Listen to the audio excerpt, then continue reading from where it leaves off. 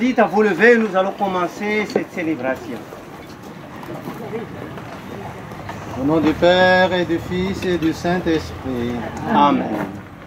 La grâce de Jésus notre Seigneur, l'amour de Dieu le Père et la communion de l'Esprit Saint soient toujours avec vous. Et avec votre esprit. Je vous invite à vous asseoir un petit moment. Oui, ça va. En cette fête de la chapelle Saint-Lambert, avec Claude, nous rendons grâce à Dieu pour son papa, Henri Tessière. Nous avons avec nous aujourd'hui Jean-Claude, le père Jean-Claude. Il est de mon diocèse, le vicaire général de mon diocèse, donc le second de l'évêque. C'est mon cadet en âge, mais le supérieur, mon supérieur, c'est Jean-Claude, un ami très très simple. Et je l'ai invité à célébrer, à présider cette célébration, parce qu'il est de passage ici, donc il va aller à Rome mercredi. Et après, un petit peu, il va faire un petit passage en Suisse et rentrer à Madagascar, dans notre diocèse. Et avant de commencer cette célébration, je vais donner d'abord la parole à Jean-Pierre.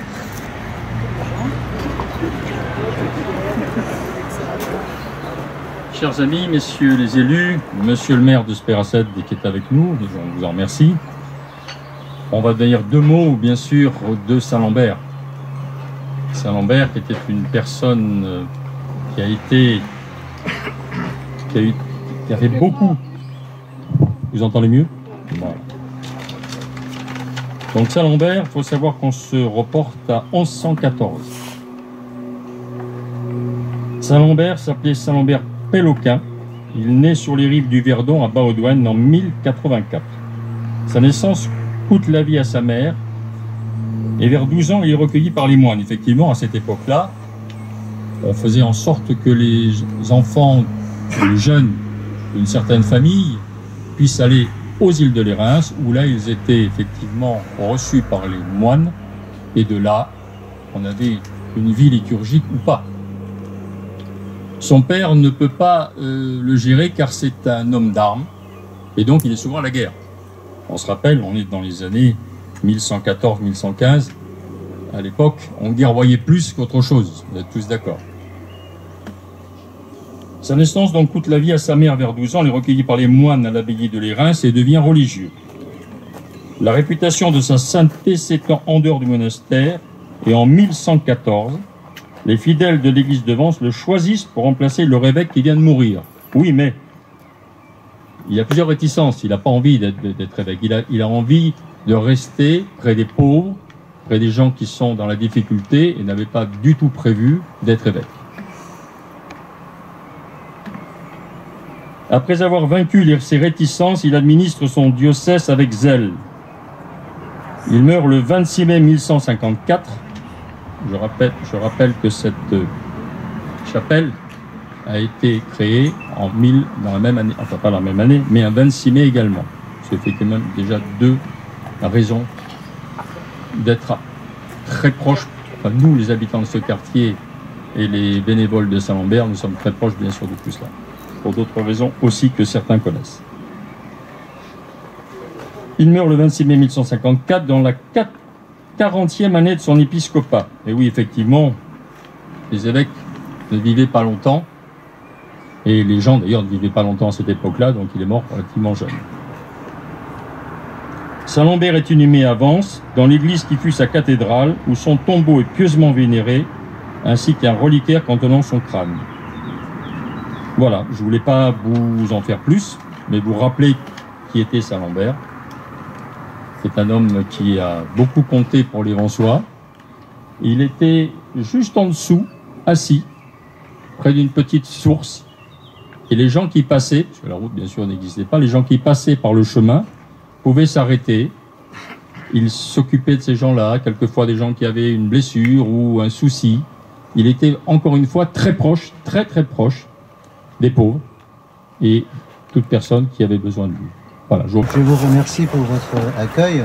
C'est une joie aussi pour moi de pouvoir célébrer cette messe. On peut s'approcher.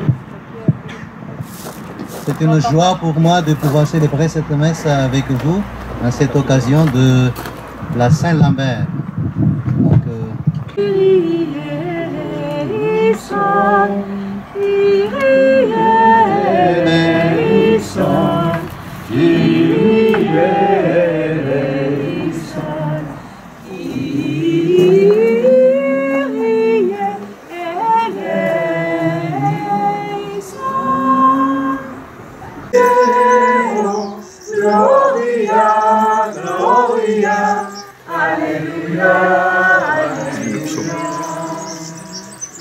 Joie, car le Seigneur est le Très-Haut, le redoutable, le grand roi sur toute la terre. Celui qui nous soumet des nations, qui tient des peuples sous nos pieds. Il choisit pour nous l'héritage, fierté de Jacob, son bien-aimé. Dieu s'élève parmi les ovations, le Seigneur aux éclats du corps. Sonnez pour notre Dieu, sonnez, sonnez pour notre roi, sonnez.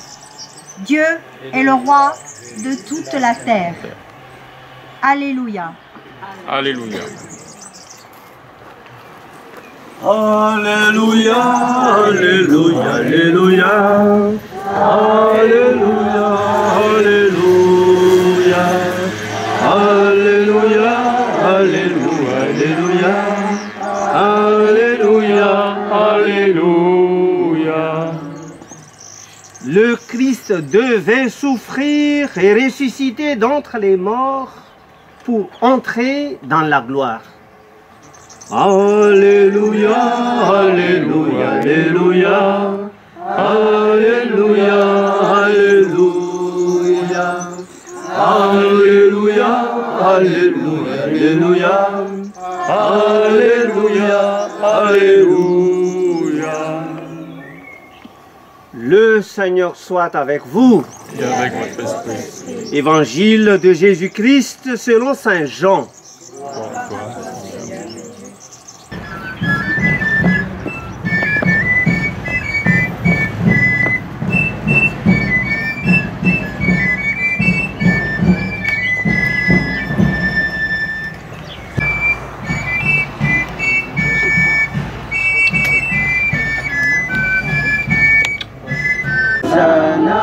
Au plus haut des cieux, béni soit celui qui vient au nom du Seigneur. Hosanna au plus haut des cieux. Sanctifique, avec les douceur, que tout règne pacifique sur la terre au Bengele.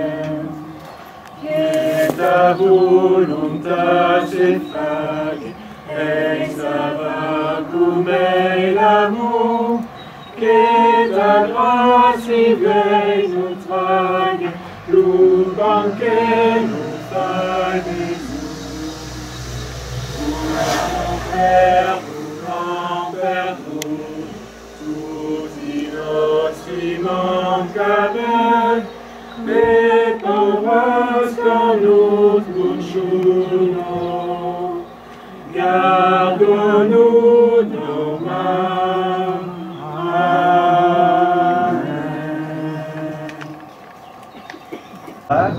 Mais dis seulement une parole et je serai guéri.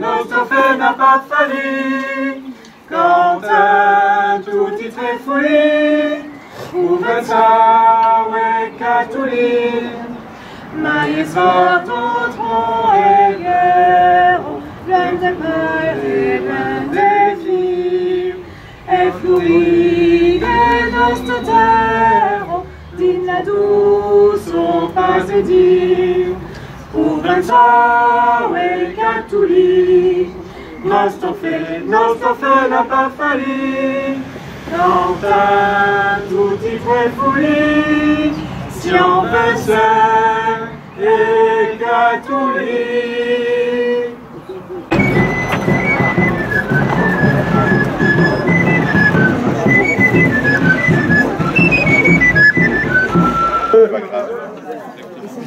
J'avais oublié l'Océpone, et ils sont là, ils sont là.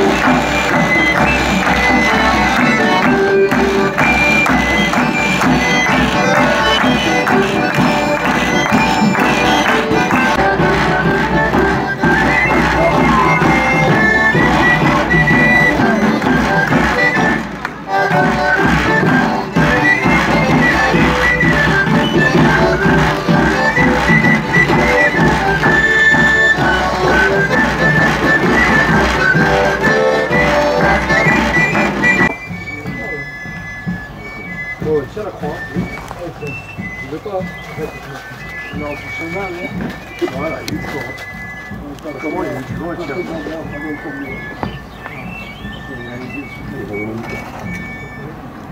Ça souffre comme de prendre une minute. C'est pas grave, je garde un morceau de pluriel. On doit remonter, on a la taille. Ils sont tous une glace, c'est vrai.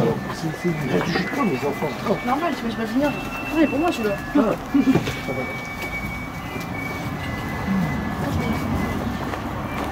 C'est bon.